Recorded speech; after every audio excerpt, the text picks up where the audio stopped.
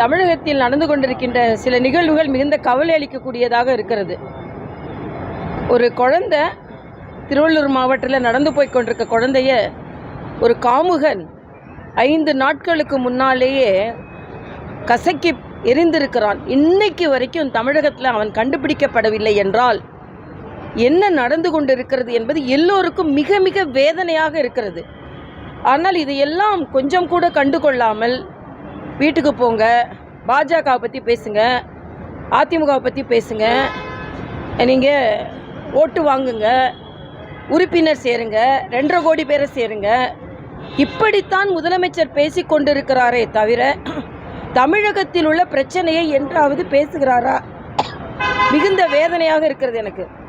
ஒரு சின்ன குழந்தை அந்த வீடியோவில் பார்க்கும்போதே நம்மளுக்கு ஐயோன்னு இருக்குது.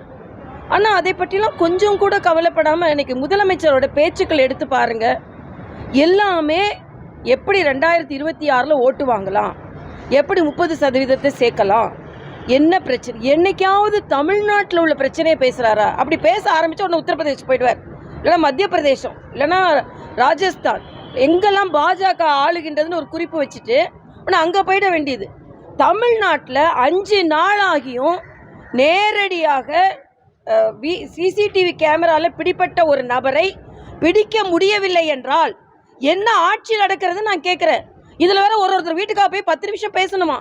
10 நிமிஷம் பேசுறதுல மக்கள் என்ன கேள்வி கேட்பேன்? நான் மக்கள்கிட்ட கேட்குறேன். 10 நிமிஷம் திமுக காரங்க அவங்க வீட்டுக்கு வரும்போது அஜித்குமாருக்கு என்னாச்சு, அண்ணா யூனிவர்சிட்டியில் என்ன நடந்து கொண்டிருந்தது, இன்னைக்கு திருவள்ளூரில் அந்த குழந்தைக்கு என்னாச்சு, குழந்தைங்களை எதுக்கு கீழே படுக்க வைக்கிறீங்க, மருத்துவர் இல்லாமல் மருத்துவமனை ஏன் இருக்குது, ஆசிரியர்களே ரோட்டில் போராடி கொண்டிருக்கிறான்னு கேள்வி கேளுங்க.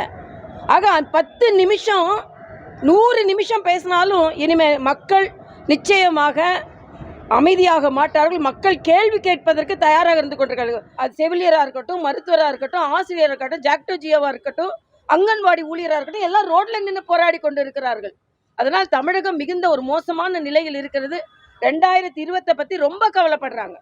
என்ன சொல்கிறாங்கன்னா 2.5 கோடி பேரை சேர்க்கணுமா?